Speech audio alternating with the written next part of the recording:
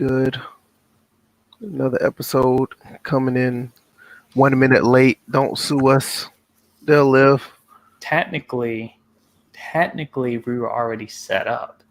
Yeah, we just wasn't live. Viewers that were late. 1 minute I don't late. think there was. It was 2 people waiting, but yeah, we didn't give y'all the exclusive content we usually give y'all. But I'm tired of y'all mooching off of us anyway. How about that?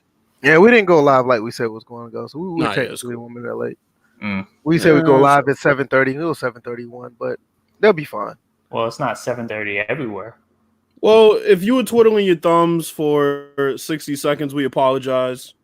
Gamer Champ came in already with the chat. What's going on?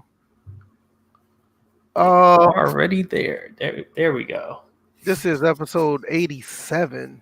Just chugging right along, doing 2 days a week with the podcast. Wait a minute. Are we counting these mini episodes as episodes? Actually, it's not mini-sodes. It's a full episode. No, these are full episodes. Just one's going to be more lean towards sports gaming. The other one's going to be lean towards outside stuff and actual gaming.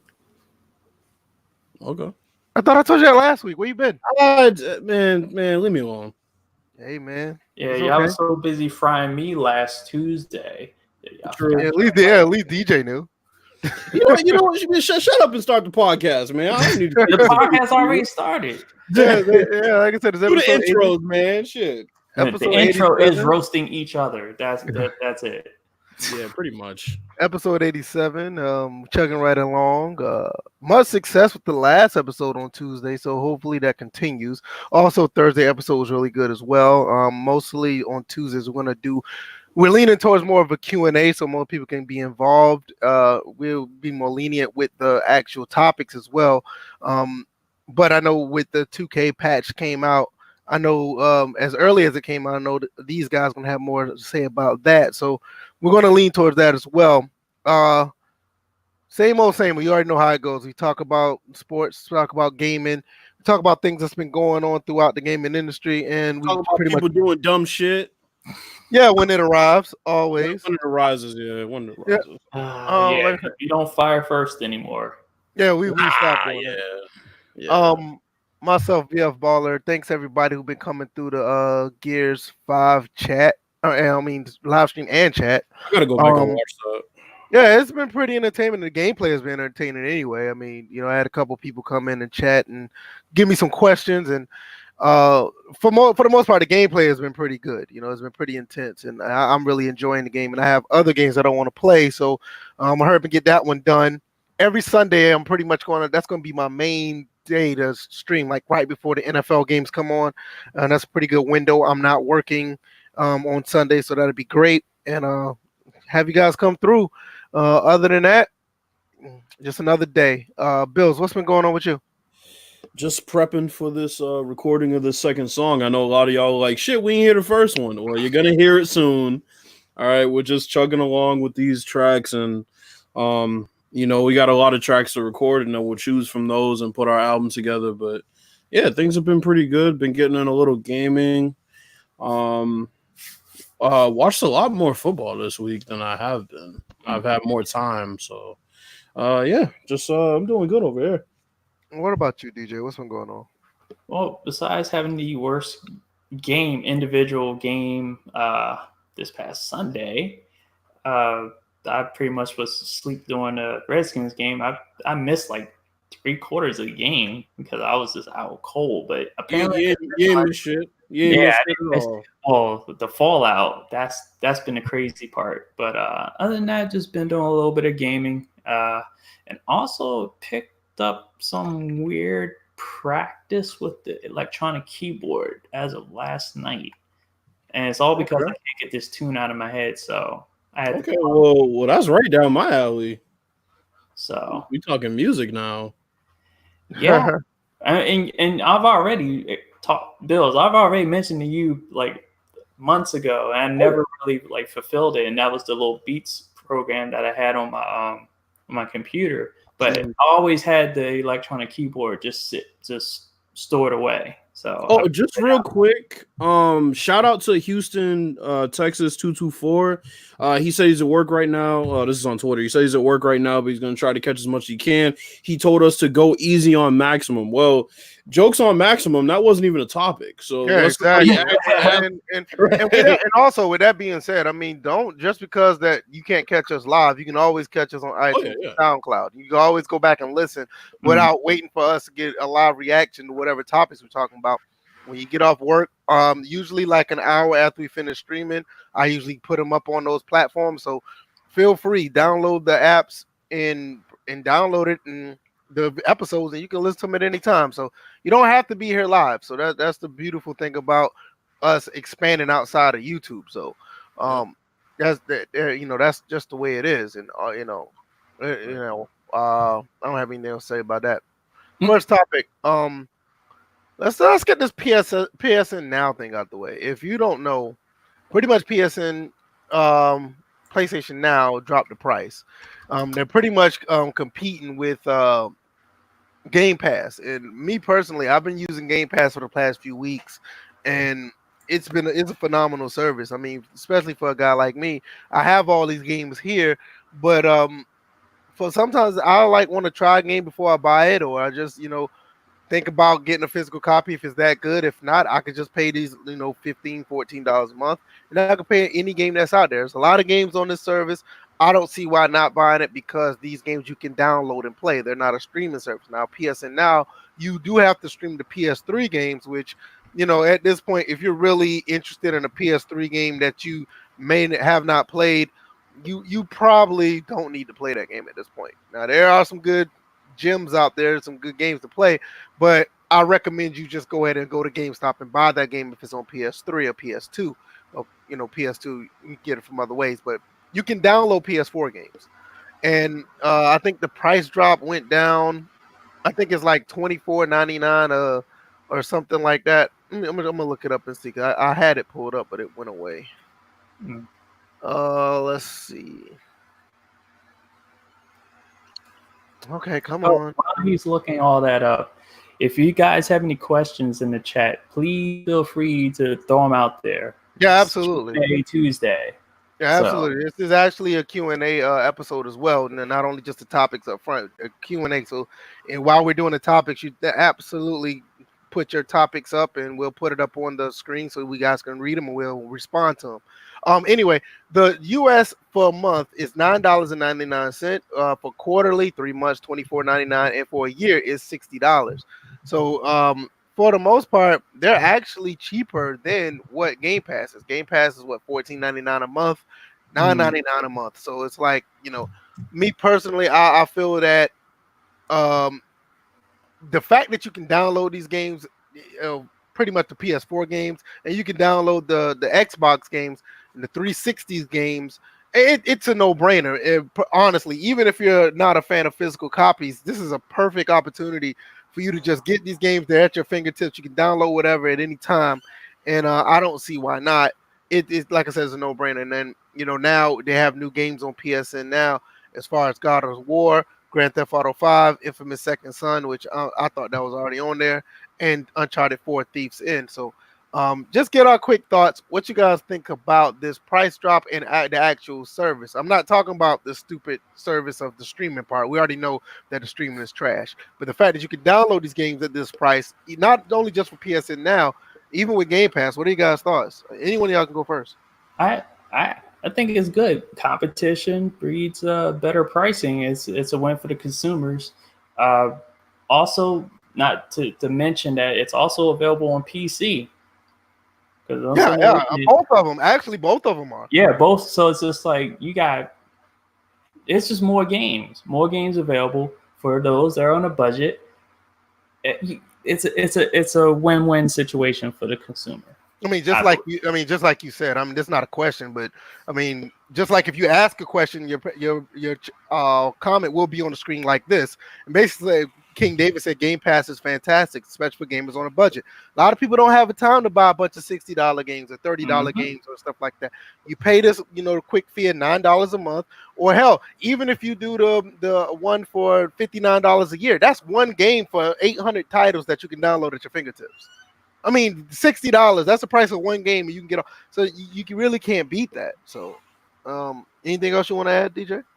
One thing I am looking at in the deep, dark, distant future is that with the possible success or potential success of Game Pass and PSN Now with their new pricing, with the Netflix model, I wonder will that eventually start eating away at whole game sales to the point where companies will not make the game available wholesale? You know what?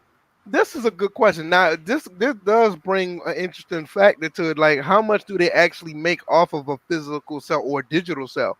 Is it viable for developers to do this model where everybody pretty much buys into the subscription and Sony or Microsoft give them a cut of the subscription per game? Like, say, let's just say, for instance, it is Grand Theft Auto, and they get a cut for per subscription that's downloading this game, or they just get a cut for how many people downloading the game. Well, I just said that in different words, but they also get a package or like a base set of money from Microsoft or PlayStation. Like, say, all right, if we give you, let's say, X amount of dollars, let's say $5 million to put it on the service, and plus you get, $5 a month for every, or you get $3 every time somebody downloads the game or something like that.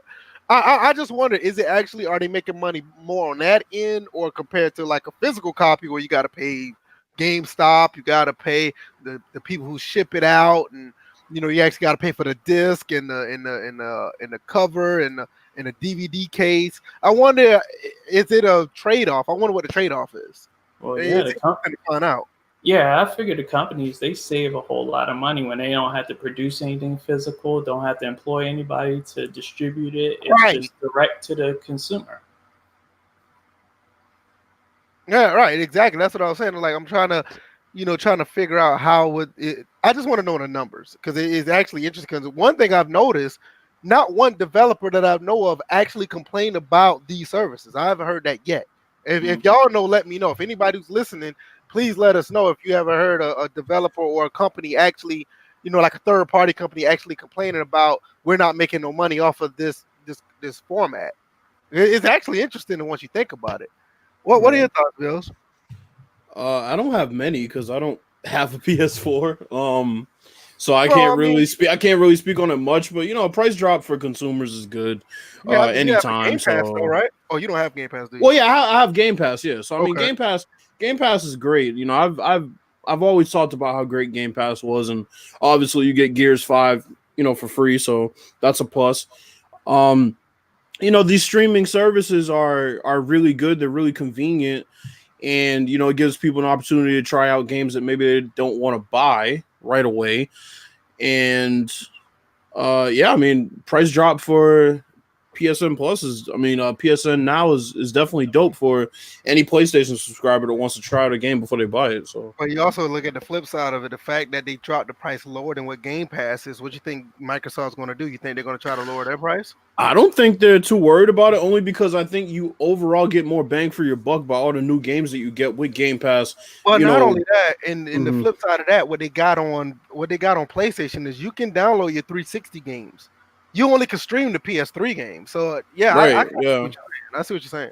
Yeah, so I think overall Game Pass still has a better setup, but once again, price drop for any consumer is always a positive. So yeah, like personally, I think it. Like I said, I haven't been on my Xbox like that for the past year, but at least the last month or so, I've been on it heavily because I bought Game Pass because I think it was the Game Pass when they gave it everybody for $1 or something like that. Mm-hmm. So I got it and I started using it. I was like, wait a minute, these are some really quality games on here, and then you can download them. They're not streamed, and you keep them as long as you keep the subscription. It's like, $15 a month. I just put that to my credit card, and then that reoccurs without me even thinking about it, because I got a credit card bill anyway. I just pay it every month, so it doesn't hurt. Yeah. So I'm like, this is a pretty good deal. To me, it's a no-brainer. If you have Xbox, if you have PlayStation, take advantage of this. And on top of that, we're killing off GameStop because of this, because people are tired of their practices anyway. I just can't wait for the shoe to drop. They just go wholesale and they're just giving away shit, and I just go and rack up the rest of the games I want that's before the PS4 and the Xbox One. That's what I'm waiting on. So, right. Anything else y'all want to add to this? I'm pretty sure that was not much you want to add to that. No, we can get to King David's question. Okay, I'll put it right here. Go ahead. You can go to read it. He asked the first question. Who do you guys think is the first coach to get fired in the NFL this season? I'll go ahead and I'll say right away. I think it's going to be Jay Gruden. No. Same. No. Stephen A. Smith said he had some inside information today. Usually he doesn't just talk out of his ass. Listen, and he thinks that Jay Gruden is going to get fired. I think Jay Gruden's going to get fired. These people with these goddamn connections on ESPN and Fox and all this other bullshit, I like listening to them, but we at First and Framerates, I'm telling you right now, I think it's Dan Quinn.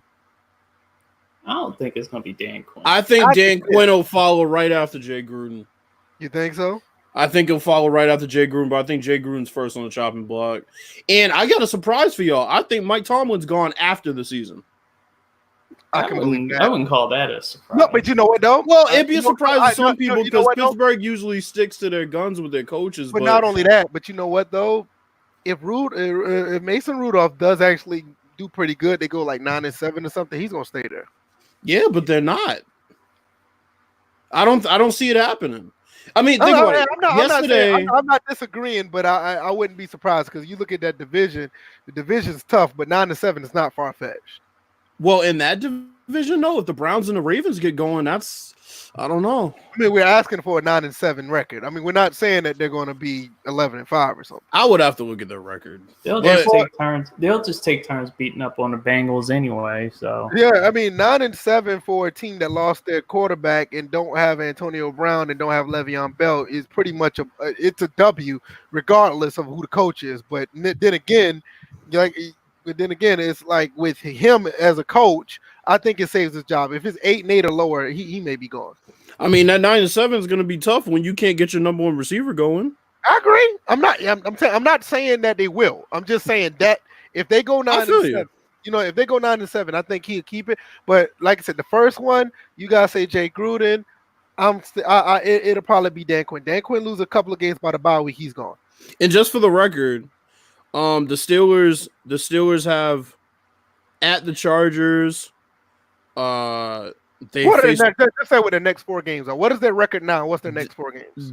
Their record now is 1-2, I believe. That was 1-3. 1-3. I think 1-3. So next week they have the Ravens. Then they're at the Chargers. Then they have a bye week. They face the Dolphins, so that's a dub. But then they face the Colts, the Rams, at the Browns, at the Bengals. I think both of those are losses. You face the Browns at home. I think that's a loss. At the Cardinals, that's a win. Home against the Bills, that could go either way. I thought he said next 4. I'm just naming. The Bills are beating them. That's what I'm saying. So that's a loss. I can see 6-10.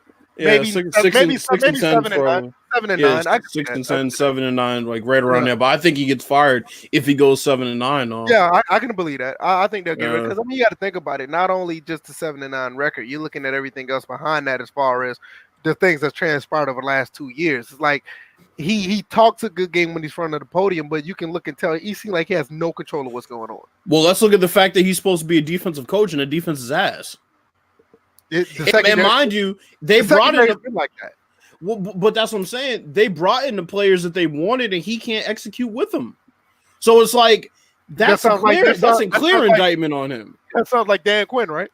Yeah, it sounds like sounds like Jay Gruden too. Yeah, that sounds like all of them. Jay Gruden got saddled with one quarterback he didn't like, and after that, he brought in all these players, and he can't succeed with them. I think with Jay Gruden, his problem is, and somebody pointed this out earlier, is that he's lazy.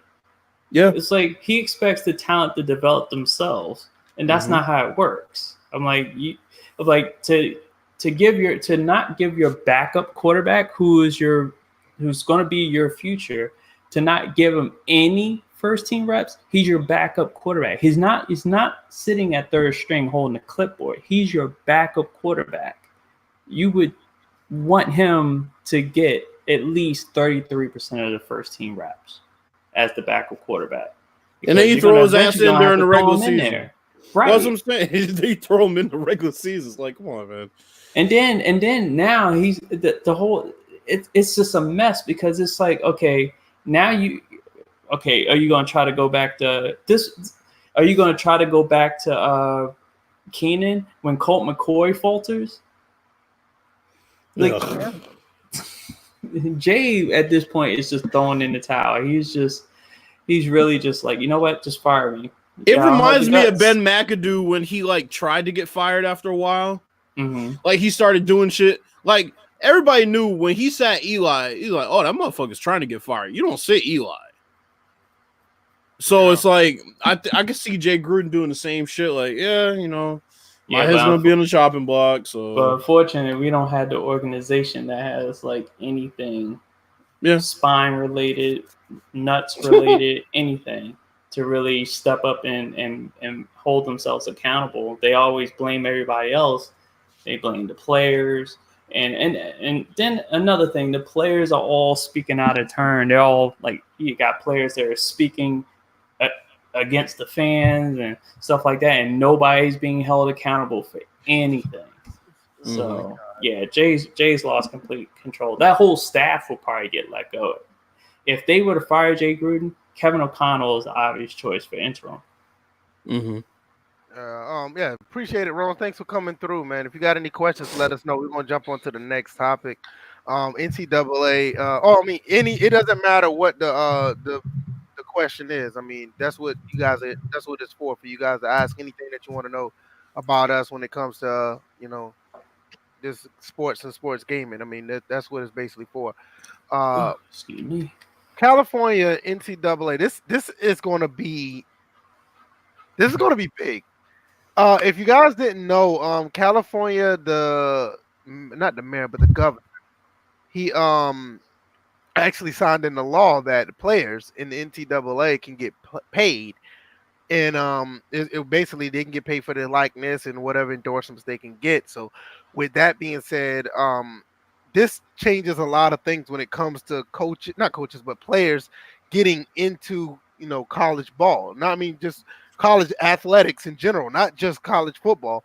The law takes an effect in 4 years in 2023. That's when it starts, and then 2023, California schools are required to pay their athletes if they see fit. I mean, they don't have to get a paycheck or nothing, but if they decide to use their likeness, if they go to UCLA, they see their jersey getting paid on a website that we purchase, they should be able to get royalties off of that. Any other thing like that. Well, more importantly, the athletes are able to negotiate on their own. Right. Third party, they can just negotiate in general because at first they couldn't. Well, that's what I'm saying. They can negotiate deals now to use their name, image, likeness, etc. We had the issue with Johnny Manziel signing his name on football. Todd Gurley. So, it's just ridiculous. We've been saying this for years. It's about time. Yeah, I mean, it's long overdue for them to get paid because at one time I was a bit advocate against it because of the fact that it will tip and top the actual scale of recruiting. But at this point, who gives a damn? Because we already know how much money they're bringing in, and more than likely, some of these kids are getting paid under the table anyway. Now, ethical measures will say, say in 2023 when it takes effect, you're going to have a lot of kids just want to completely go to any school in California. They can give a damn about Ohio State. They can give a damn about Florida, Michigan, Alabama. They're not trying to go to those schools because at the bottom line is they can put money in their pocket. I don't care what kind of tradition you're trying to sell me or any other player. If I can go over here and make some commercials and make some money on the side while you guys in another state telling me I can't, USC, UCLA, all these other schools, they're going to get like top-notch athletes because they already know their likeness is already lucrative. So I think I can't remember how many NCAA schools. I think it's somewhere between 70 and 80 schools. So it's a lot of schools that can tip the balance. But I've also heard there are other once this ruling took effect, I also heard that there were other states that are already trying to file. I heard Minnesota's one. South Carolina, I think they're one too. Texas and Florida. I'm not sure about Texas, but I think Florida is too. So there's already 3 other states. I can take that back. It's Minnesota. I think it's Ohio and South Carolina. I know it's 3 states, so they're already following suit. So the NCAA could be in serious trouble. Bills, I want you to know your thoughts about this whole this ruling and your thoughts about these other states could be falling in place. Well, I'll give you my thoughts by reading a paragraph in an article that I'm reading right now. I'm not going to send the link. I just want everybody to listen to this because it's basically saying everything that I've said in the past about this. It says, I could spend a few paragraphs laying out why I believe student athletes deserve more. The gargantuan sums of money their performances generate for schools in a billion-dollar industry, the way the NCAA has struck deals with the NBA and NFL that effectively force athletes into amateur ball, even if they're ready for the pros. The lack of accountability colleges face to pay for long-term injury treatment for athletes who are injured on a scholarship, the skyrocketing salaries of coaches and athletic directors, and the lie of telling athletes that a degree will provide future financial security when they are often sheep-herded into the easiest, least useful classes so they can retain their eligibility. But to many, the mountains of evidence that athletes aren't getting a fair shake cannot defeat the sheer simplicity of the counter. Don't they already have scholarships? Americans sacrifice so much to pay for college that it's hard to sell people on the notion that student athletes are stuck with the short end of the stick by only receiving a scholarship. So here's my thing. Everything that he said in that paragraph, from the secret deals that the NFL and the NBA have, the handshake deals to force people to stay in college a certain amount of years, to how much money they generate, I don't want to hear about, oh, well, don't they already have a scholarship? Bullshit. We've already talked about those bullshit classes they get thrown into just to keep them eligible. It's about time these kids get paid. And I hope it goes to a national level. And I really don't have much more to say. We've already talked about this so much. Like I said, it's not even that. It's like these kids are actually going to end up being in debt if they don't go pro. Of course they are. You know what I'm saying? I mean, regardless, the scholarship or not, they still have other bills that they're going to catch on the back end. It's not 100% free. I don't care what anybody says. But more importantly, I feel like you should be compensated for what you bring to the table, regardless of what the industry is. If you're generating that much money and you directly are generating that much money, and nobody can tell me that Texas A&M was worth a shit before Johnny Manziel went there. Hey man, listen, nobody man, fucking did. Hey man, listen. Hey, what? Man. Go ahead. Hey man. Ryan Tannehill was knocking down the doors of national televised games before. It's Texas A&M, man. Be quiet, man. Fuck them. Where they at? Where they at now? Where they at now?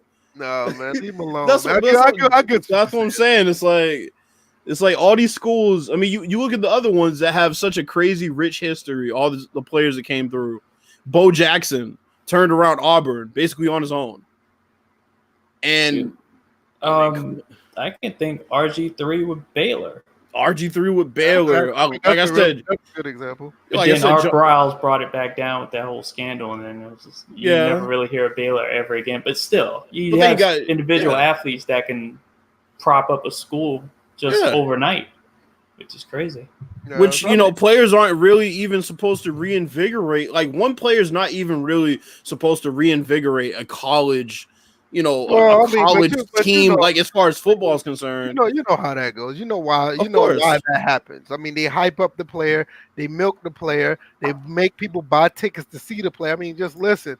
You can even look at Oklahoma at one point. They weren't really doing much of nothing until Baker Mayfield left Texas Tech. You know what I'm saying? I mean, look at this. Saquon Barkley should get 80% of the fucking proceeds the whole time he was there. That motherfucker made people almost forget that the Sandusky shit even happened. Exactly. That's how well he was playing. Exactly. That's the school with the guy. Right. Like, fuck that. Saquon's running the ball, yeah. Right. So exactly. It's like stuff like that just makes you think like these kids should get paid because of what they're bringing to the table. They bring a lot, and they bring a lot of revenue. And now you're going to tell me you're going to get mad because a booster bought a kid a chicken sandwich? I mean, really? Yeah. What's your thoughts, DJ? Well, I feel like that once this thing goes national, because it will, welcome to the rest of the world. Professional athletes at a younger age. Like, it's been running rampant across the Atlantic. So I would figure that we're just now catching up. We are a young nation still. So when it comes to paying, young athletes their worth, especially if they're going to college, then yeah, it definitely does alleviate, a lot of debt for those young kids. It's well deserved because they do.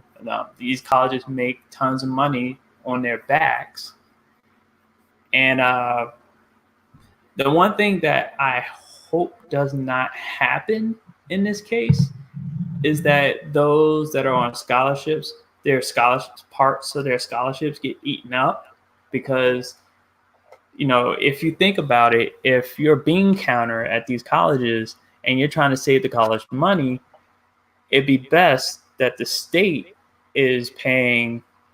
I don't know how that would get doled out. I don't think the college would pay for. I think as soon as they figure out how they are going to pay the athletes for their likeness and stuff like that, then I got to wonder if colleges will look at, okay, well, that person got, several $1,000s in because, we used them in a commercial that hyped our college recruitment, just regular recruitment, athletic recruitment, stuff like that. They're on a 4-year scholarship. Let's shave about the same amount off that scholarship. Yeah. I see that happening, and I hope once in California being the guinea pig for this, I urge the kids, in was it 2023 is when it goes into effect? I urge the freshman class of 2023 or whoever is in school at 2023, check your scholarships. See if they don't skirt off of it. If they do, check them. Well, from my experience, I thought a 4-year scholarship was basically 4 years, but it's 1 year at a time. I never thought that the 4 years is still guaranteed for the 4 years. That's what my understanding was. Maybe they changed it, but I know when athletic scholarships, right? That's what I'm guaranteed. Saying. Yeah, that's what I'm saying. That's what I was saying. They're like academic scholarships. There are conditions on both. Right. So, academic scholarships are more guaranteed because that's based on their grade performance versus, being eligible to.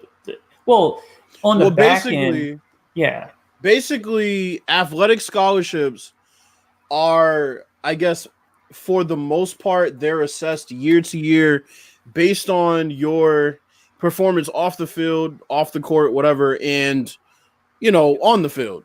So the thing is, we talk about the Marcus Lattimore situation. Mm-hmm. They found the perfect opportunity to say, well, you're not fulfilling your end of the bargain, so we don't have to fulfill our end of the bargain, which means to me that school didn't really ever mean shit as far as an athlete. It never was. I mean, let's keep this 100. That's what I'm saying. So the people that say, well, it's called student athlete, yeah, you can kick rocks with that bullshit, because we already know that the moment you aren't fulfilling your end of the bargain on the field, on the court, on the ice, wherever it is, I mean, they'll kick your ass right out the door. Who came up with the term of student athlete? It's the NCAA. Of course it was. So we already know what we're dealing with when they say anything. Of course. It's bullshit. So I mean, I'm not even surprised at whatever they're trying to spin about them saying that these guys are student athletes, they should not get paid, but we need to make money off of their jerseys. And no, we're not hearing that. Of course. But like you said, like you guys said earlier, I mean, overseas they've been kids being professional athletes at as young as 13 or something like that. Yep. I know 13, 14, yeah. I know a big name that I know of. I know Tony Parker. He was a professional since he was 14 before he came to the NBA at 19. Kobe was too. Kobe played over in Italy. Right. At the age of 12, 11. But also, folks got to remember, the only college students that forfeit their right to make a living outside of college are athletes. Yeah. Those are the only college students that have to forfeit it. You can have a regular, person go to school and have a job and it's okay, or they can accept gifts and stuff from other people as they're in school, as long as they're not an athlete. As soon as let Tua go and get a job at Stop and Shop, right? It's done. But then again, his classmate who's not playing football can go get that same job. Yep. You know, so it's crazy. It's like I get it.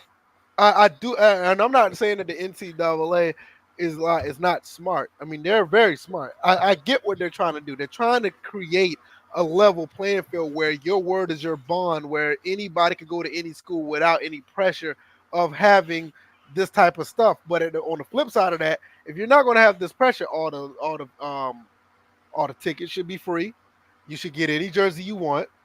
You should be able to buy anything in the concession stand. You shouldn't even have to buy anything in the concession. Everything should be free if it's that type of playing field. But it's not. You're trying to tell us that these kids shouldn't get paid, but then again, we have to pay for all this. So your pockets get fat.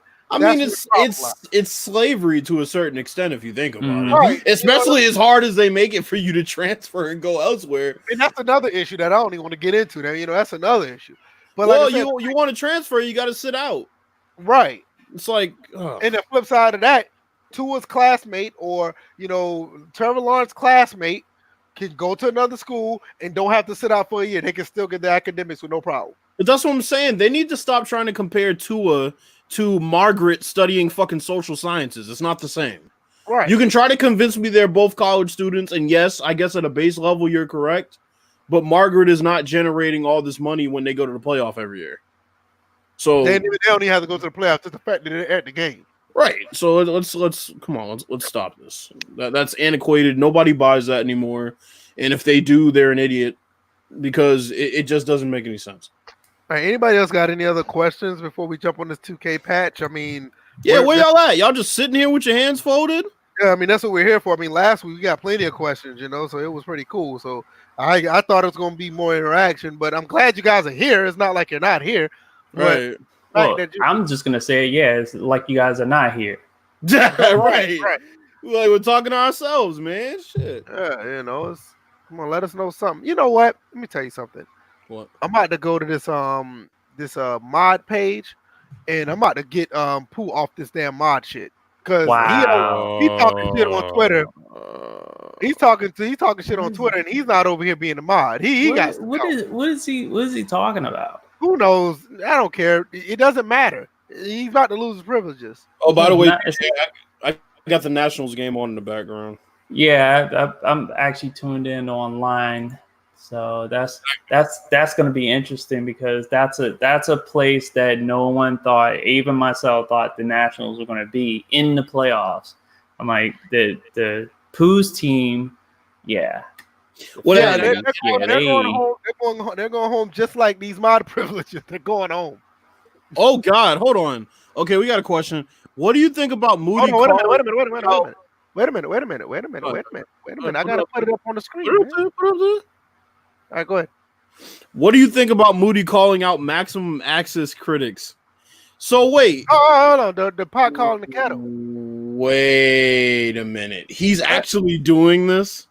Yeah, so he's white knighting? No. Wait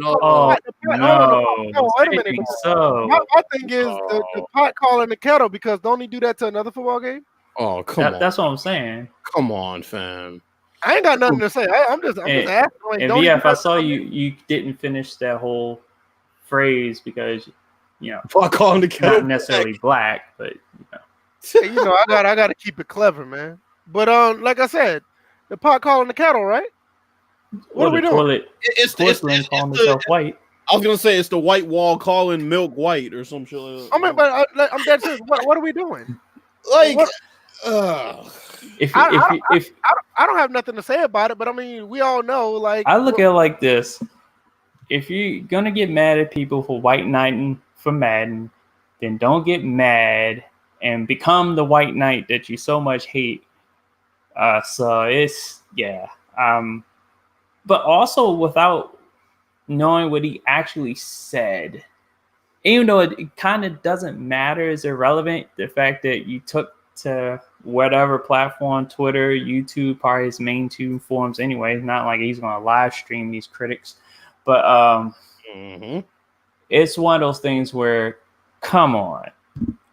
I have a question. Don't come to us with more content bashing people and becoming the white knight that you.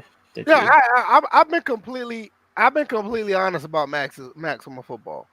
I mean, I don't think it's a good game, but there are elements there. You want to have fun with it, cool. But it's not a good game. If he has a problem calling me, well, what else is new? Well, when he hasn't called me up. Oh, wait a minute. Hold up. Check this out. Note there's a spike in the chat and in the viewership as soon as we brought this up. So I have a question. Just adding a little heat check. I have a question for him. So he says that we shouldn't criticize Maximum and we shouldn't criticize Axis. But my question is, if those games are so great, why is he still posting Madden videos? If those games are so high apple pie in the sky good, then why are you still posting Madden? Why is Madden even in your fucking mental Rolodex? Why is Madden even? Why are you even giving it the time of day? Oh, maybe because it could be better. Listen. Oh, and it's funny because I see people posting about Maximum Football, and I don't necessarily focus on I don't necessarily focus on the critics, because I look at the fact that most of the people who are criticizing the game were already trying to put it at the same level where Madden was, and it's just like, no, it's not. And then I know Rome in the chat, he did his little bit of research and found out, and I knew this the whole entire time, and I'm sure you guys knew this too. Maximum had a previous football effort. Yeah. Before they recently came back out, it was Maximum Football in the early, I think mid 2000s. 2006. And it didn't work out for them at that point. So they went back to the drawing board, just lay low for a little bit, and then they came back out with the Canadian football, and then they slowly are working their way back to where they were trying to do in 2006. And that's good. That is good. Hold on. NA put out a beautiful, he put out a beautiful comment on my Maximum Football channel. And it's warranted. He basically said, why are we giving, a pass to 3-man groups or indie developers? I get it. Because my thing is, look, if you guys know what it takes to make a football game, or you're trying your best, you're going to get the same harsh criticism that it is for Madden. And me, I basically put it down the same way. Madden 20 has its moments. To me, but I think it's more on the good side than bad. I think it's a good game, but it has its moments. I just think that Maximum is a bad game that has good moments. But at the same time, it's not that I was, doing anything that's putting one above the other. Both have problems. Here's another question. Okay, so NA says that he claims you can't critique the game because all you're doing is watching videos and not playing it. Okay, so here's my question. When the game changers, who we've been critical of, right, that entire system, when the game changers come out and say, hey, you're gonna have to play this game, it might look the same, but you're gonna have to play it, and he says, oh, that's bullshit, well, what about now? Okay. What about now? Oh, now you can't watch the game and know, right? But when it's Madden, you could watch the game and automatically tell this bullshit. That's what I'm saying, bro. I predicted this. He was going to come out and change his tone for this game, and he would completely give them a pass on a lot of shit, and then say that other people can't be nearly as hard on it, and he'll say all the shit that the game changers say about Madden, except it'll be about a different company's game, because that's what people want to hear. Every other company's doing everything right. EA's doing everything wrong. It's that simple. I don't have anything else to add to it. My thing is, I don't either. It's asinine. If the game's not good, the game's not good. Right. I look at it if the game has shining moments, it has shining moments. I look at it like this. Mm-hmm. The game, knowing that it is an indie developer, and in this case, it is a 3-man team, I compare it to its last effort. I don't even bring Madden into the equation, right? Because they're not there. No, they are not there. But you can still be critical because that's what they're wanting. They're wanting us to be critical of their game so they can get better. I'm like, I can, if I'm constantly, like, if somebody's constantly swinging a bat at me, I'm not just gonna stand there and let somebody hit me with it. I'm gonna duck. That's my form of improvement versus getting hit by it. So, well, and the thing is, I plan on getting the game once they release a patch to fix the couple of things that I think they can fix this year. I will buy the game. I will support it because I see certain things that I can have fun with. I mean, that's just from watching it. I so mean, yeah, you got to understand. Bills, how old are you? 26. You're 26. I'm not trying to be funny with this guy. This guy's 26. He's a very intelligent guy. He's one of my. I could consider him as a friend on YouTube. But I've been playing football, not on YouTube, but in real life as well. I've been playing football games longer than he's been alive. Mm-hmm. And that's not just a slight at him. Just like so. With that being said, I don't have to play a game to tell you if it's bad or it's good. Yeah. You know, like a lot of these dudes come on the scene around 2006, and I'm not saying that they haven't been playing as long, but they act like they haven't been playing that long when they see problems in these games and want to sit here and act like you don't have the acumen because they have the more numbers that's on the damn screen when it comes to a YouTube status. Listen, I've been playing these games for a long time. I know. I've been playing Tecmo Bowl on the NES. I've been playing 10-Yard Fight. I've been playing Super Play Action Football on the Super NES. I've been playing football games since 87. You know what I'm saying? So you can't tell me that I have to play maximum or I have to do this. I have to actually tell you that, oh, that game might be good, or I have to do this. No, I saw it when we were talking about the gameplay, right or wrong. After the last episode, we were talking about the game, but I was like, okay, I see that. That looks good. This looks good. That looks good. And it looks like an okay, decent game. Did we all not agree that it looks okay? Yeah. yes. But at the flip side, we know it's not there. It's not a good game at the end of the day. I played it for the last 2-3 days. I didn't even do a review because me personally, I don't feel like it's right to do a review on something that you only play for a few hours. It's not right because you're not going to be able to get the whole aspect. Yeah, but we saw who was posting reviews within the first few hours of course, playing it because they needed to make their money or get the views up. And that's another thing before we go to another topic. And I know you know any spark this. We're gonna always give you the honest shit. This podcast is always gonna be upfront and tell you straight up what it is. There's no way us three can give you a review of a game that came out 48 hours ago. We don't even have the access to have early access to the game. And even if we get early access to a game that's probably 3 days prior to the actual release, there's no way we still can do a review on that. You know what I'm saying? I mean, it's just bullshit. Yeah, and it's disingenuous. Oh, and just to summarize, pretty much like our combined experience, I'm like on top of what VF just said, and you know, Bill's being 26. You know, I'm 39. I've been playing either a sports video game or a actual sport ever since I was like 3 years old. Same here. That's like 30 for me. That's 36 years of watching 30 stuff and then doing them. But also at the same time, I'm still watching throughout this whole entire time. So if you just leave it to the video games, like when we criticize and we add our feedback, it's not recent experience. This is this total experience through our entire life of gaming.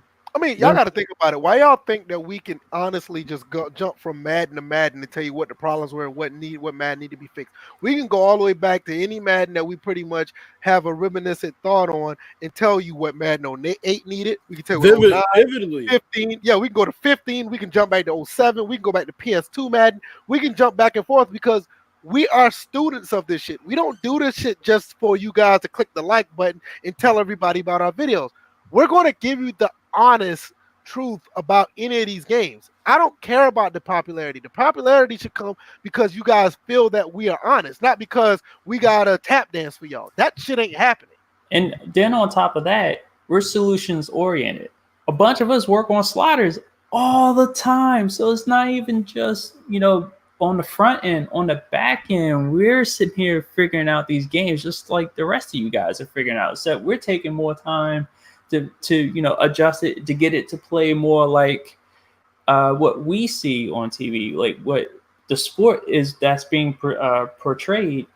We're behind the scenes talking to each other. Like, hey, have you tried this slider? Hey, have you that's tested this? Me and Bills have had, matter of fact, me and Bills have had this ongoing debate about the aggression slider in NHL, and I've conceded that point because it's like, you know, because the belief used to be that was that if I had lower aggression, they would play more position versus, you know, how closely they would play on a higher aggression. And it was just like, that would lead to less shots and stuff like that. So, you know, that's what we do. This is what we do. That's the most important part. We talk to each other.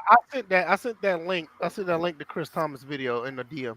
Okay, but yeah, that's the most important thing is we talk to each other about it. We'll come back and say, "Hey, today I saw this. I'm gonna try this." Okay, and then we'll try it.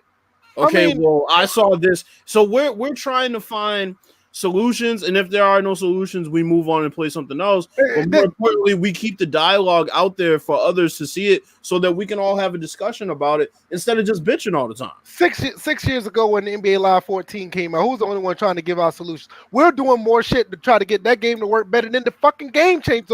Or no offense to you guys, but the NBA Live stream team that was actually white knighting the game, we're actually trying to fix it instead of defending the shit. I mean, we've been doing this for a long time. Live 15, I couldn't touch 16. I'll let Bills hang out the jar. Hey, you ain't letting me hang out the jar for shit. I tried that game for 2 weeks and put that bitch down. 16 was the worst. That shit was terrible. But just in general, like anytime when a game comes out, we'll tell you the problems. And it's either Bills, DJ, or myself. We'll tell you, look, if you play it on stock, you play within the playbook, you're fine. If that doesn't work for you, use Bills rosters and sliders. If that doesn't work, DJ has a solution. That's what we do. We're trying to have a sliders conversation. Somewhat on 2K in a second anyway. I mean, you got to understand. Yeah, exactly. And it's the thing about it is, we want you guys to be gamers. We don't want you guys to be rashing and bashing a company. Because first of all, we don't give a damn about EA or 2K. Our thing is, if the game is out, we're going to sit here and try to give you guys some feedback so you can enjoy these games instead of being mad all the time. I don't need that energy to be mad at video games. I love video games too much to deal with that. So that's what we're here for. I mean, basically, it's one of the reasons why First and Framerates was basically built.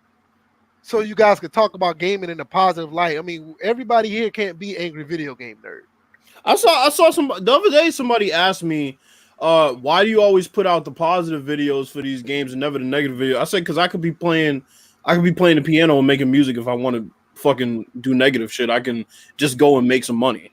Yeah, I want to play these games to have fun.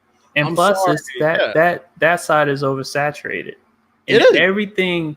As far as social media, real life, negativity just spills out of topics, out of people, out of games, and stuff like that. You see that all the time. Don't you guys want something different? Right. Something positive, something fun. I mean, you bought these games, you're buying them, even if you got them through Game Pass or EA Access. You taking the time to download shit. Why not try to enjoy? Yeah, we know negativity sells, drama sells. Yeah, negativity sells, but it's also being lazy. Right. I mean, it's like nobody has any creativity. I mean, we come up with these topics for this podcast, and I make videos to try to be a little different because everybody is fucking mad about something. It's ridiculous. Yo, we could easily come on here every week. And we could find something to bitch about. Man, these pass interference calls are bullshit. You know and 2K is broken and Madden fucking sucks. Like, what's the point of that? Like, here's the other thing. Like, I look at the Washington Redskins. I've dealt with this shit for 20 years. Yeah, there was going to be a time where I would only at one point, like in the last 5 years, I was always saying something about why can't they do this? Why can't they do that? And it's just like after a while, you stop. You stop and you pick your spots when to be negative, but you want to try to be even keeled. Right. So, I mean, you gotta be. It's draining to be negative, bro. It's draining to be negative. I got another question. I'm pretty sure he put this the wrong way, but I kind of got an idea what he's saying. He probably is a little typo before we get into 2K. To pretty much be a pretty decent segue. I'm pretty sure you said you think live is dead. He said, "I think live is dead." But I mean, that's a good question though, because It's a funny question to say to ask. I think live is dead. Wait a minute. Oh But, yeah, that is. But It to is be honest, I mean, we Right. haven't heard anything about Live 20, and what are your thoughts about the Live franchise? What's going to happen with this franchise? I mean, because I don't know. I'm really at a loss. I don't know what's They need to just say we're going to make the game every 2 years. Yeah, Because obviously they're not prioritizing that game whatsoever. It's like the funny thing is that you have people for free prioritizing live over developers, and it's just like everybody's just sitting there. It's like, man, they'll take these people are taking any news from anybody, verified or not. To see that Live 20 is showing signs of life when really it hasn't. I'm like the Twitter page hasn't tweeted anything new since July. Jesus. And we're in October now. We're October 1st. What about live is the bitch that I hit up and I don't care if she texts back or not. Like, I'm just going through my phone. I'm texting all these females. And there's one I text. I'm just like, she texts back. She doesn't. Whatever. Who gives a fuck? Yeah. That's live. Live 20 is Waste Your Time 2019. Yeah, Live 20. Live 20 is the chick who always has her phone in her hand, but claims that she never gets your text messages.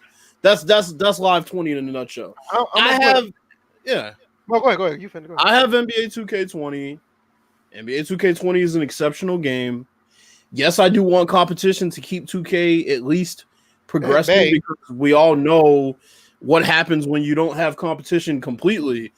But right now, as far as Live 20 is concerned, who gives a fuck? I mean, I'm gonna tell you right now. This is usually the time where Live's supposed to drop. This is the time of the year. This is October 1st. This is the time of the year that Live gets their early discount. Because we saw that last year. Don't do that, man. A week before the season started, discount. Yeah, I know. You're right, but in general, basketball games usually drop the first week of October. I'm going to give it to the end of the month. If there's no Live 20 news, or I ain't even gonna say news, if there's not a release date by the end of the month, they're better off not bringing a game out because Live 20 wasn't even mentioned in their quarterly call. I thought it was. That's what C-Mad said. Live 20 is going to come out All-Star break. Why? If it is, it better be free to play. Live 20, Live 20 is going to come out. It's going to come out it's going to be the one edition. That's the only mode that's going to be able to play. No, I'm dead serious. If it comes out at All-Star break and they try to charge people for it, nobody's going to buy that game. Live 20 is going to come out All-Star break. Nobody's buying the game now. Exactly. I'm telling you, Live 20 is going to come out All-Star break, and it's going to be $59.99. Man, it's gonna be like Will Smith in the last episode of Fresh Prince of Bel-Air. You're gonna be looking at an empty room like, where everybody at? And we're gonna have the loudest fucking cackle laugh ever in the history of laughs because nobody is gonna pay $60 for a boy who cried wolf ass game that nobody really even wanted in the first place. Ugh. If you want to compare games, compare Maximum Football to Live. Oh, now come on, that's harsh, man. Well, hold on. Now, if we're comparing Maximum Football to Live, Maximum Football exists. Live does not currently. Maximum released. You know what? Then we should compare Live to IMV. No. Oh, yo, you said Live. I thought you said. You know what? I thought you said Maximum. I'm sorry. You know what? Yeah, I agree. That's perfect. Yeah. That's perfect. Except they're not selling bean pies; they're selling apple pies. Oh man, that's low. That's not low. That's not low. But I'm saying, no, he was laughing when he typed that. I know he's saying that's low. It's not low. Okay, Rome. I'm gonna put this up. This is not a question, but I'm gonna put this up. I'm gonna let everybody know who's been around in the game. December 30th. Yo, I think somebody one time put let's see. It was nobody but Hollywood. Somebody before before September ended, they was like, "Oh, Live just released the release date, September 31st, 2019." No, if anybody, yeah, that's what I'm about to say. If anybody don't know, I didn't want to put that. There we go.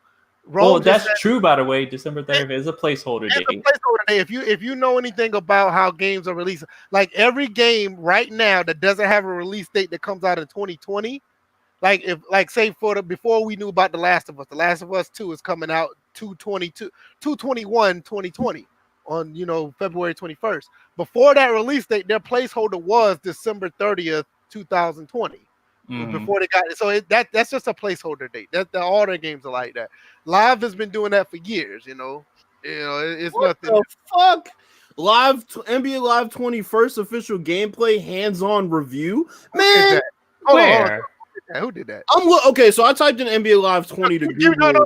Just give me the name. Who did that? His name is Broski. Oh, okay. Yeah. That's all you need to know. That's all you need to know. He's one of them. The NBA Live 20 will reportedly be similar to FIFA. What? He's one of those prime understudies. So you know exactly what you're doing. These videos are recent too. I mean, NBA Live 20 gameplay will reportedly be similar to FIFA. Ew. they're better off just remastering 19. Fam. And didn't FIFA just put out a patch for their defensive AI? No, they didn't. They should have. I thought they were showing some type of like animation suite demo of their defensive positioning. I read the patch details, and I didn't see anything that was like that overhauled it complete. Wait, NHL. I'm gonna jump to the next question before we. No, NHL did it, but FIFA just really. No, yeah, I see. I'm just looking at this. Whatchamacallit? NHL did a couple of things defensively with their defensive AI. Yeah, I see. I'm looking at that now. I already read that. Never mind. All right, what were you saying, VF? Chris Thomas had a question. I think me and DJ's been on board with this forever. Bill's been, I guess he's been on board as well, but me and DJ actually been talking about this. Chris Thomas said, do you think sports title in general should go to a 2-year cycle instead of their traditional cycle? DJ, how long have we been saying this? Years. Yeah, we've been saying almost ever since like the PS4 came out. The Xbox. Yeah, almost a decade. Yeah, we've been saying it for a long time. So that's nothing new on our end. I mean, I know Chris Thomas, you haven't been around prior to us. I mean, he probably has, but he hasn't known us to talk about that prior to the podcast. But yeah, we've been on that before NWO started. So, yeah, we're big proponents of that. At least 2 years at the minimum, or a subscription-based service. Anything else that I see? I don't see anything else. NA said that they should just make an NBA Street. I agree. I agree with that too. If EA Sports just go to NBA Street, I think everybody be happy. It's the perfect alternative, and nobody will give a damn about the simulation aspect. So, Bills, 2K 1.05 patch. What's going on with that? Yeah, let's talk NBA 2K20. So, I'm really enjoying this game a lot more, and I can't really even put my finger on why I am. Maybe it's because I've been playing so much my career, and then going back to the 5-on-5 aspect just is kind of a breath of fresh air.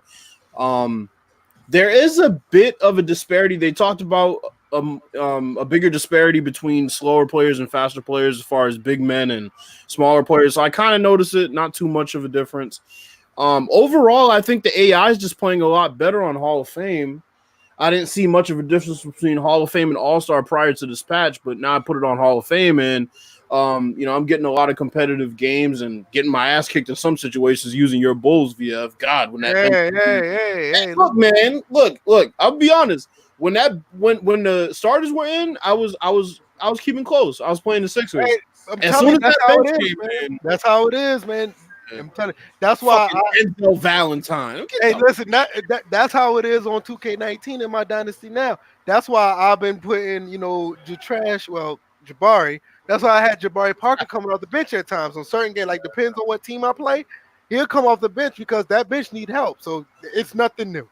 But yeah, Yeah, I'm noticing the players are playing even more truer to their tendencies on my roster than they were before. It seems like a lot of things that kind of weren't working are working as far as the tendencies are concerned.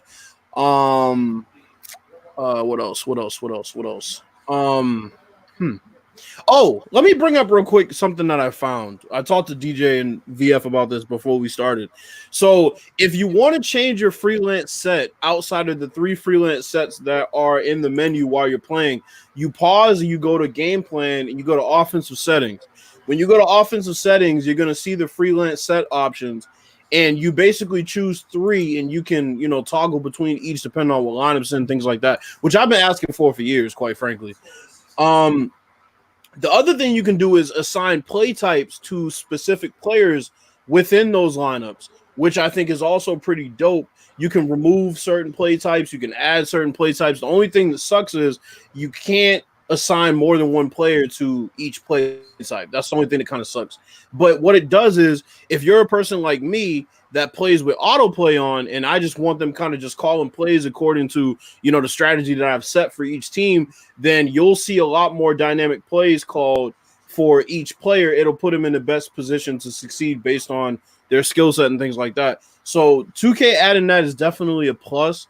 I'm enjoying the game even more now. The freelance set seems to make a lot more sense because what they run within that freelance set also has to do with the play selections that you pick. So, yeah, I mean, 2K20, man, it's an amazing game. I have nothing else, honestly. Yeah, my time with it has been, post-patch has been pretty good. Well, except for the fact I got dismantled by the Los Angeles Lakers, and it wasn't even close. I felt like the explosion of certain players were back. Yes. I felt like it was lacking after they patched it up the first time. Like, it's back. It seems like it's back to what it was at release, which it's just crazy that 2K has this problem with releasing something at release that's good and then patching it up and then ruining it and then wind up having to undo it and fix, just like Madden is doing. I got something on the screen for you, Bill. Yeah. Wow. All right, man. you got it.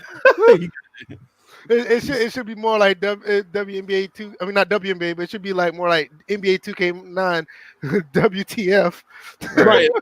Reverse players, and then what was I saying?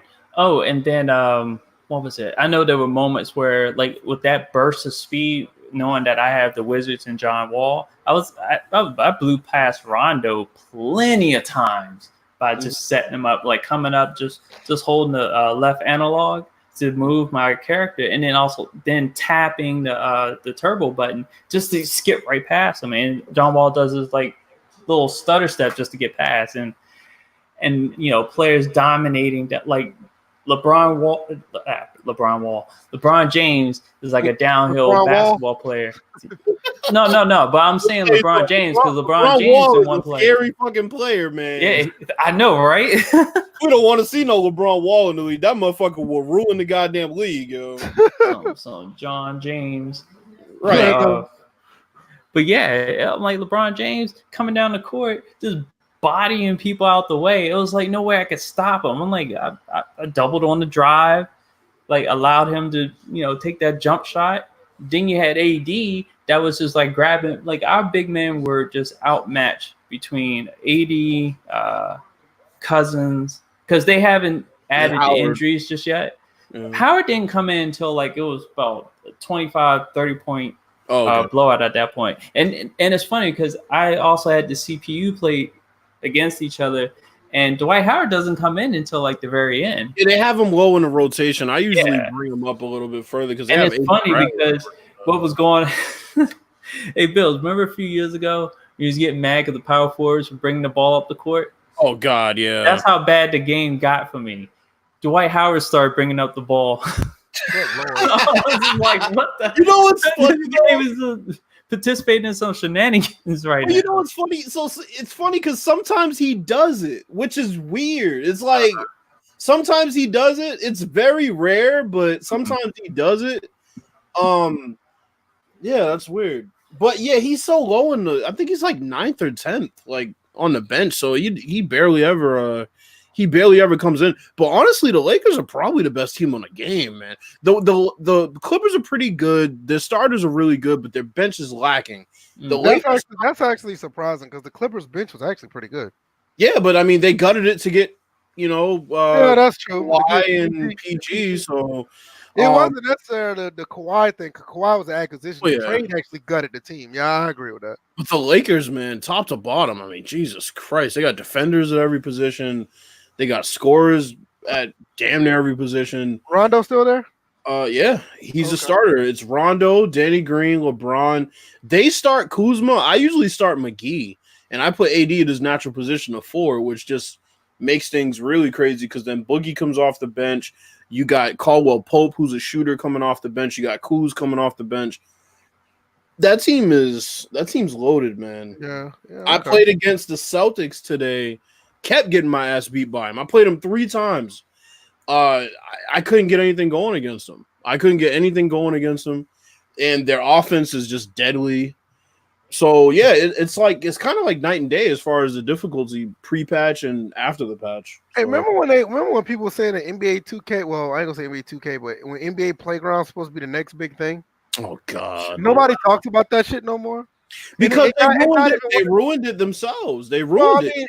It was ruined before 2K got a hold of it. It was a fucking terrible game. I don't care what nobody says. Yeah, but they ruined it because when they put that season mode in and you have to unlock those players to even use them. Right. Who the fuck is gonna go through a season mode with the Dallas Mavericks and use fucking JJ Barea and Dwight Powell? Because you couldn't use dirt. Yeah, you couldn't use dirt. You had to unlock them, which means you had to play a shit ton of online games or a shit ton of just regular. And then they backdoored it when they started using microtransactions with it. And then Michael Jordan cost a fucking God. I mean, Michael Jordan.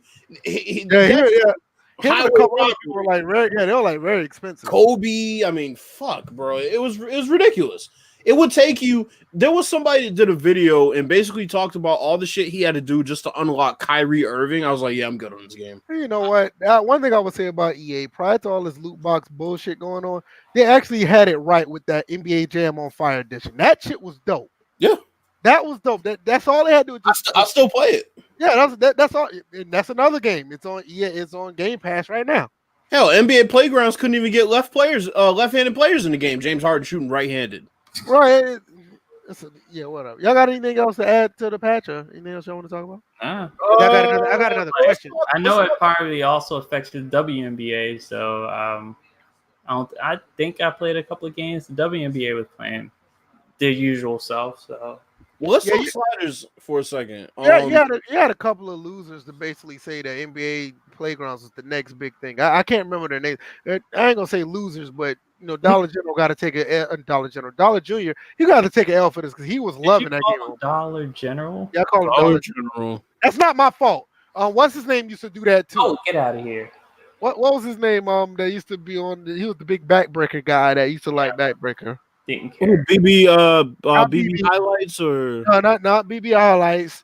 He went to James Madison College. Jesus Christ, I can't remember his name. Taylor McMahon. McNillis. Taylor McNillis. He used to call him Dollar General all the time. That's wild. Shout out to him, man. I hope he's doing good, man. It's been a while since I've seen him on Twitter. Yeah, he's good. I saw him. He was a big proponent of backbreaker and knew how to play the game correctly. He was one of the few. Yeah, I envied him and LT Magic. Some of those plays that they would put up on back. They'll make the game look fucking, it make it look competent. It actually made it look really good. Yeah, it's funny. That reminds me of something. You remember when NBA Live 14 came out and we would watch the devs play? We were like, y'all the only motherfuckers that can make this game look good. But you know who it was actually, right? It was Scott OG. He was the one that actually played. Dude. He made the game look like, oh shit, that's Live 14? Okay. And then you go and play the shit look like a shit show. Right. I'm like, yo, devs are the only dudes who can make this game look good. Look what I remember people. Oh God! No. The one after that. I don't think it showed up. You can see it. He said this.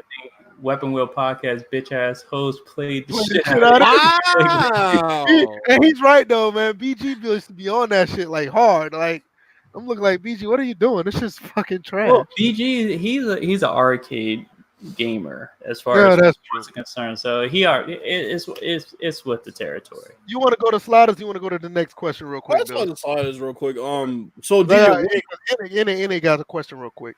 okay. So DJ, what have you? I mean, I've pretty much been on a whole slider set.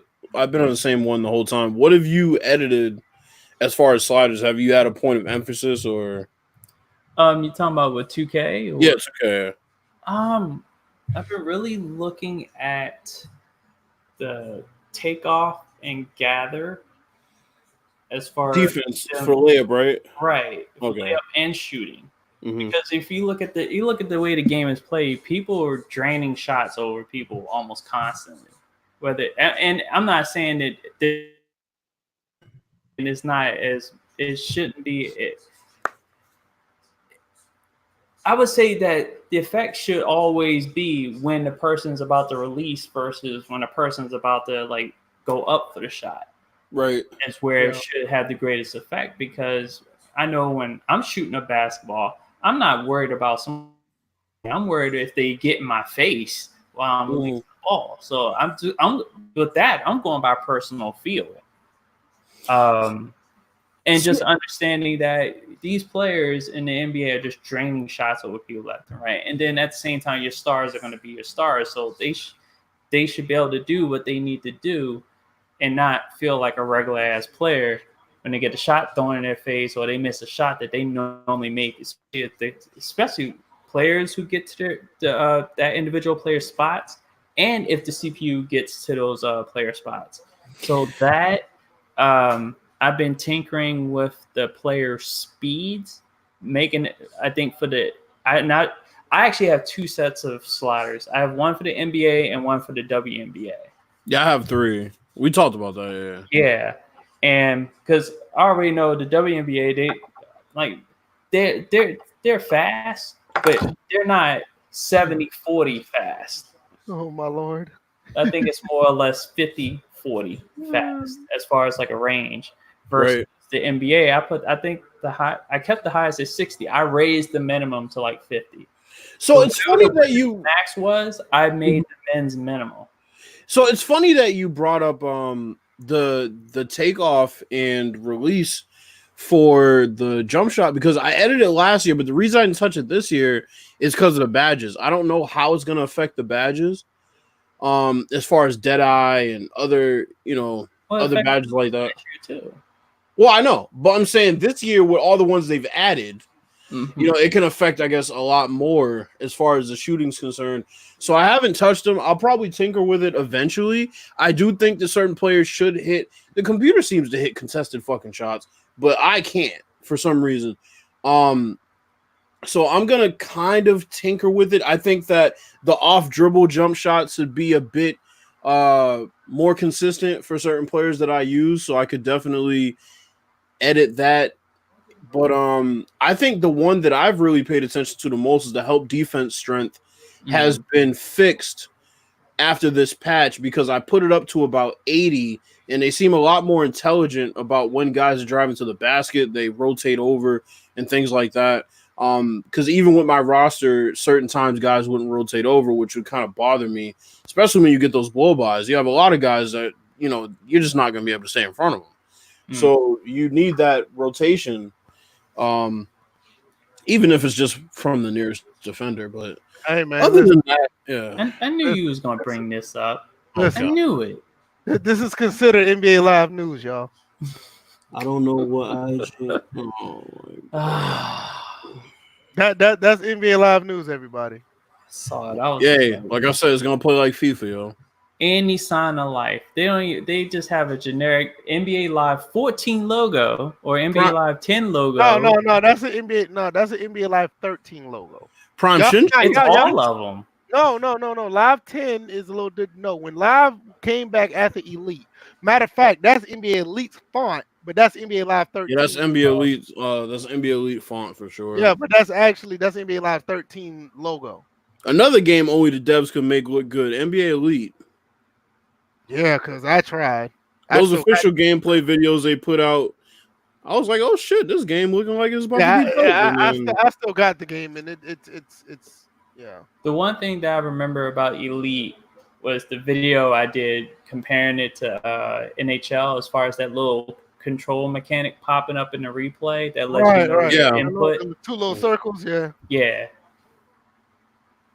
That game, like, if you like all seriousness, if you can master those controls, you can get some real fluid movement. But the game, it has too many bugs. The game fucking sucks, yo. We still got to do our picks. No, we don't have to do them tonight. I thought we were doing them tonight because we said we would do them on Tuesday. You mean reviewing the picks? Like, I know we were. I get it. DJ, you was actually right because I wasn't thinking about it early. Now you said reviewing. I got you. Yeah, and then that way Thursday we can do our picks because now we have time to go and think about it, and then boom. But I thought we said we were gonna do the picks Tuesday, so we would be able to pick the Thursday game though. No, because we can pick the Thursday game. Talk about that on Tuesday. We can do the pick. Yeah, we can do the pick like before. Okay. Like we do the pick before, and we'll talk about. Yeah, we'll do the pick before the game starts, and we'll actually talk about the game this coming Tuesday, which I can't even remember who won the fucking Thursday game, to be honest with you. But, shit, what was it fucking, man? Exactly. All right. I'll get, yeah. Let's talk about NA's question, because I think this is actually interesting with the plight of games right now, because we talked about it before, and it was kind of on the back burner, but now since you have maximum access and other people, there's a buzz for other games. So what NA put out there said the chances we get an the XFL football game. Vince had mentioned that they're exploring the gaming option. With the WWE is kind of on the same fence they're in bed with 2K. That would be actually interesting. As of right now, I think it's maybe 10, maybe 15% of a chance, if you ask me. I don't think it's nothing really definitive, but I'll give 15% truth to it. What do you guys think? I think 5%. Yeah. I think the ball is in 2K's court because they want to see if XFL is viable. You got to think it's going to last more than a year, right? Yeah. So Vince, and then at the same time, what type of football game will it be? Will it be an arcade, quick twitch type of game, or will it be a simulation game? Which that's a good question. I don't think it will be a simulation game. I don't think it'll have any type of simulation. It'll be like 7-on-7 with your favorite standout players from that past season. If they did one the second year. Yeah, it'll lean towards like an NFL Blitz style. Right. I can see that. NFL Blitz, the league. Yeah, XFL Blitz. Well, what about you? What's the percentage on you, Bills? Same, and I also don't think it's gonna be simulation either. I think that ship has sailed as far as another company trying an unlicensed simulation game as far as the major companies. So because of that, I think 2K can probably put out a decent arcade game, I guess, if that's your thing, but as far as getting a simulation game that everybody's gonna go, this is gonna go head up against Madden. No, it's not. To be honest, what NA just put, he said all 2K8 with XFL skin. If they could do that, now I'm not, because I don't poo-poo on 2K8 as much as some people do, and I'm not taking a shot at you, Bill, because I know how you feel about the safeties. But if they was to fix that and have a all-pro football 2K8, type of gameplay, I would think that would be okay. I mean, I won't say it'd be something that'd be gangbusters, but it would be a decent alternative if they fix the problems that's already in 2K. I would have no issue with APF if the fucking sliders actually worked. That too. I dare anybody go in the game and adjust any of the sliders, put it to 100, then put them to 0, and see if you see any difference. There's no difference. And it's funny because 2K5 sliders actually work very well. That's what I'm saying. The sliders don't work. You put pass coverage to 0, you put it to 100, same shit. Yeah. Mm-hmm. And the other thing was how easy it was to throw in the game. You put the pass accuracy to 0, it basically just puts it to the difficulty of throwing the ball in Madden. because that's how. And I can kind of knock the game for it being too easy, but I can also praise it because you literally could put the ball wherever you wanted to. Right. So it's like a blessing and a curse at the same time. But honestly, the issue was in that game you really couldn't throw an incomplete pass as far as medium depth. I mean, I guess you could overthrow a deep pass, but you couldn't really throw an inaccurate pass in that game. Yeah, it was either incomplete or not. But like I said, if they fix a little bit of bugs, just fix the sliders. If they fix the slide, they fix some of the problems that was in 2K8. I think it'll be an okay game to put out because the players edit it. So however they edit the players, or make an edit player suite. You don't got to go all crazy. Just make an edit player suite where you can edit the ratings and the equipment. That's it. That's all I need. I think overall 2K8 on the field is an okay game, and as of right now, based on what we have, and it's not a knock on Madden, it would be a decent game to put out right now. The best line play we've seen. Yeah, it'll be a pretty decent game. So I mean, I don't know. I mean, XFL, like I said, I give it a 15% chance max that you may have one come out, but it's not. I think that's the chances of. I don't think it's nothing like set in stone because all these other leagues that come out, like the last football league that came out, they didn't even last a full season. So I'm more worried about if there's gonna be an AEW game that comes out. That's what I'm more worried about. Well, because it seems like there's gonna be one. By the way, AEW debuts tomorrow, Wednesday, at 8:00 on TNT. So tune in. Yeah, it does. It does. All right, anything else y'all got before we go? Not really. I'm trying to think. Any questions? Trying to see if anybody. AEW is not trash. You forced it. AEW is not the greatest. Who said AEW, NA. AEW is not the greatest. AEW is just starting out.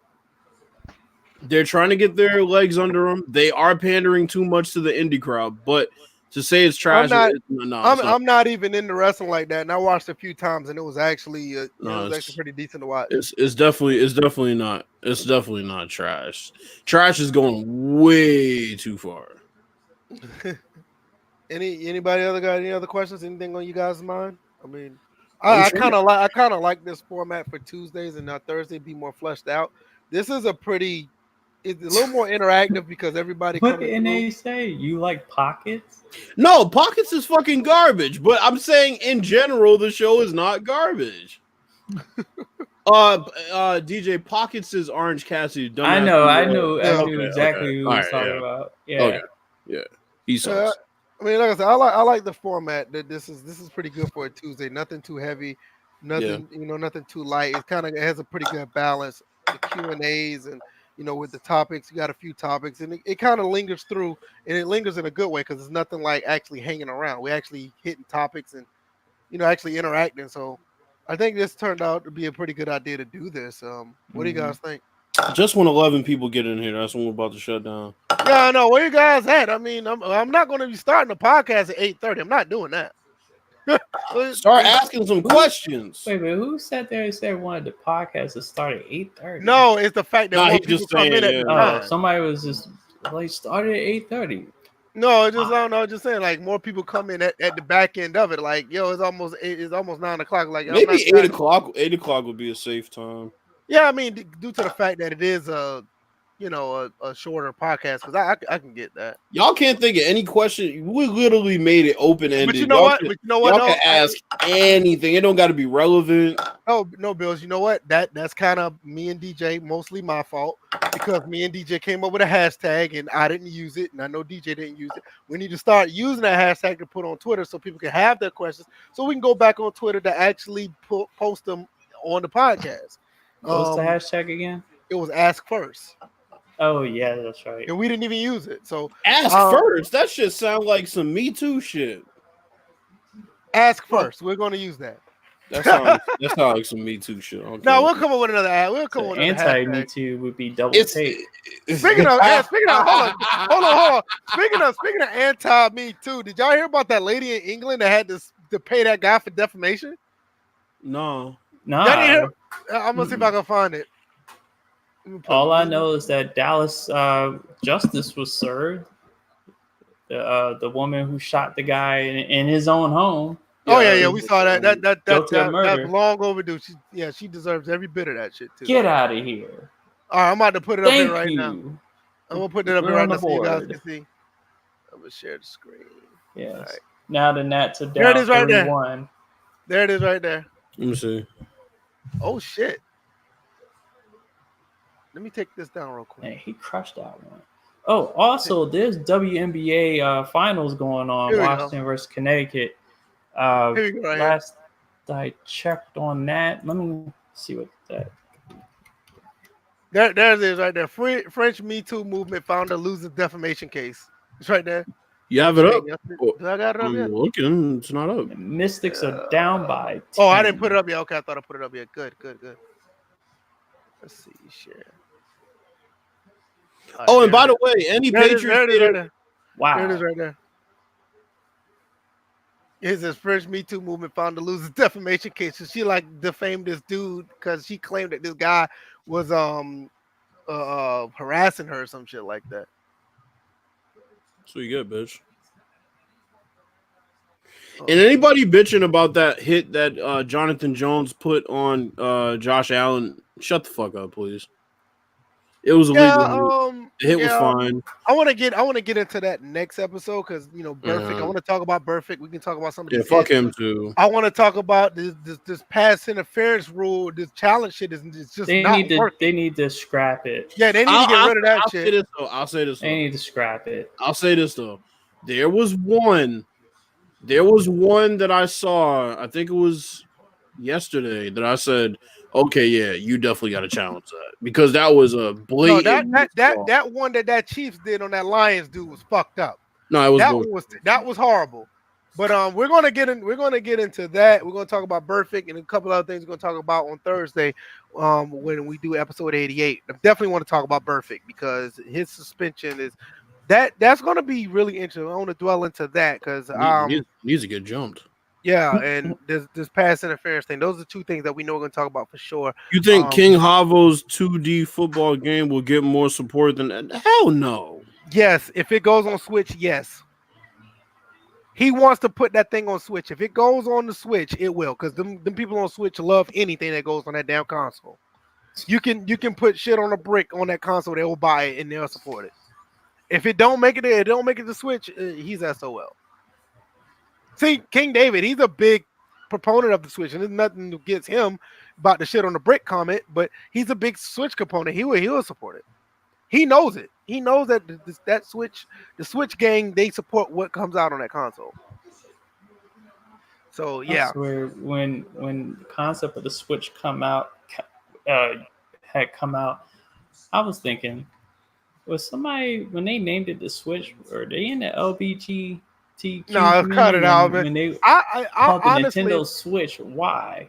I honestly like the original name they had for it when they're called the Nintendo NX. I actually like that. I didn't know why they went away Next. from that. Pretty much next. Yeah, but they called it the NX. I thought it was a way better, title than Switch.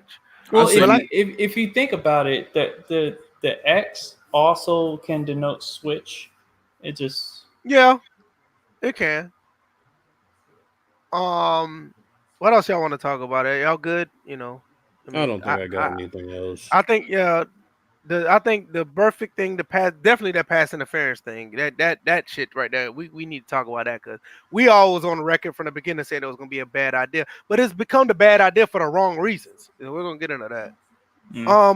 What you got, DJ? Before we go, I really don't have much. I'm like, it's early in the week.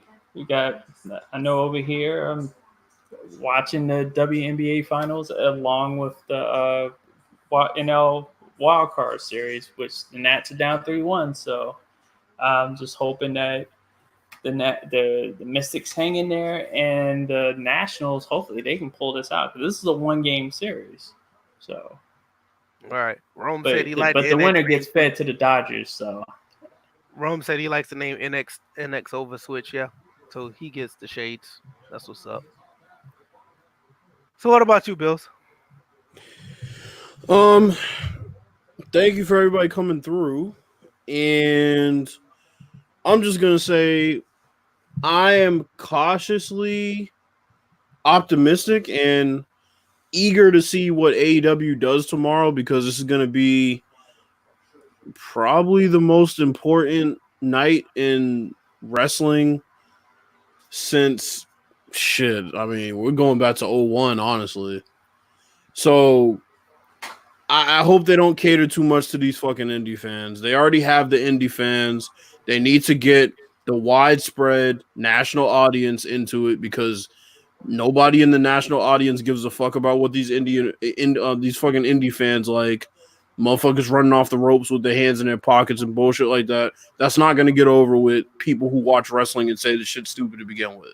Hey, speaking of wrestling, that damn hashtag Supercell Sunday, that shit is fucking brilliant. Whoever came up with that, kudos to them. I love that hashtag. And I don't even watch wrestling, but I love it. Supercell Sunday. The Supercell, the Supercell shit when you saw the wrestlers selling the hits and stuff. That's just funny. I love that shit. You can go ahead. I'm sorry. But I mean, it's never worked. It's never worked. You do not continue to go after your casual audience when you have to go mainstream and national. You are on national TV. You cannot continue to cater to the fucking 15 to 35-year-old losers who want to see somebody run off the fucking ropes with their hands in their pockets. Oh my God, look at him. He wrestled at a bar that's by my house. Who gives a fuck? You're on national TV. You got big time money. You need to bring everything. You need to bring everything that you have because WWE is coming for them. They're trying to put this fucking company out of business as soon as possible. Chris Jericho went over there. So there's a lot riding on tomorrow's episode. That's all I'm saying. Wow. He really goofed that up.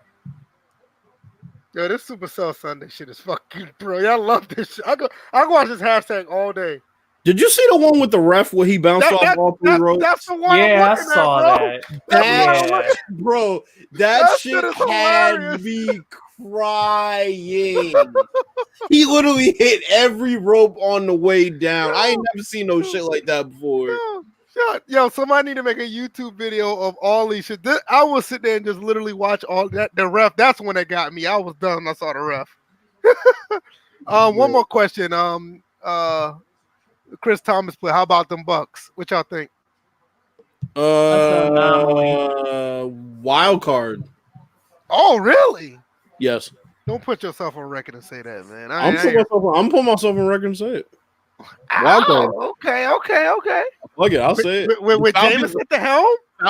Falcons looking like shit right now. The Panthers are okay, but not enough. And you know, as much as people hammer the Buccaneers defense, those are some hollow ass stats that Jared Goff put up. Truth be told, yeah.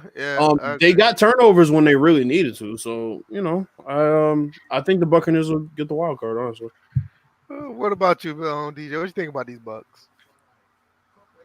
He said an anomaly. Fuck them, really? Like Robert De Niro. Fuck them. That video was funny. All right. Anything else? Are we good? I'm gonna go ahead and do the outro. Oh, we good. All right. Before we go, you already know what it is. Purchase your intros with Intro Temp. You already know the link is in the description. Get your intros for your videos. I know Rome. You say you're gonna get yours. I need to see how well you do yours. And let everybody else know. Click the link in the description. We get a kickback. I ain't got too much to even purchase the bot. Give nothing. Stop to these saying guys. we don't see shit. All right. Hey. This is a kickback for VF and VF only, all right? That motherfucker's the NCAA of this podcast. Y'all said it. Y'all are student athletes. No, man, but you know what to do. That's man. why I was saying sweatshop last week. This is where you get your intros, and you know they're really high quality. Check them out. Link is in the description. Yeah, just like anything you get from Korea.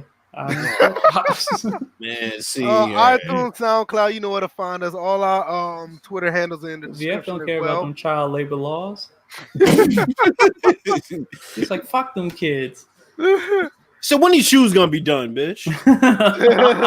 Fuck the hey, speaking of shoes, did y'all see the new Zion shoes? Yeah, but they're prototypes. I'm not bashing because somebody had No, there's no logos or anything on. Yeah, I'm about to say I'm not somebody had gonna- them shits on their feet. I'm like, I ain't putting them shoes on my feet with no logo. Fuck. Yo, those shits look like fucking NBA Live 19 Nah, generics. Like your generic Nah, remember those, My Park player. Nah, you remember those shoes in The Simpsons, the Assassins? Oh god. Yo, that's what them shits look like, the Assassins. All right, man, we out, man. Hey, next Thursday, man. Y'all know where to catch us. This man. Thursday. Nah, look at Thursday. this guy. Look at this guy. Come through late. B5 out here working on colored people time, man. All right, King David, appreciate it about my Falcons, man. We looking like bad. We looking struggling life, but B5, man, you super late, man. Catch us next time, Thursday night, man. You know where to find us, 7:30 Eastern. I know you're on Western time, but yeah, I want to hear no. I just got home from work. Either don't give me that. Hey, just pull up your phone and you know how to find us. It is what it is. All right, iTunes, SoundCloud, catch us, Twitter handles, you know where they are. All right, peace. Peace. Peace out.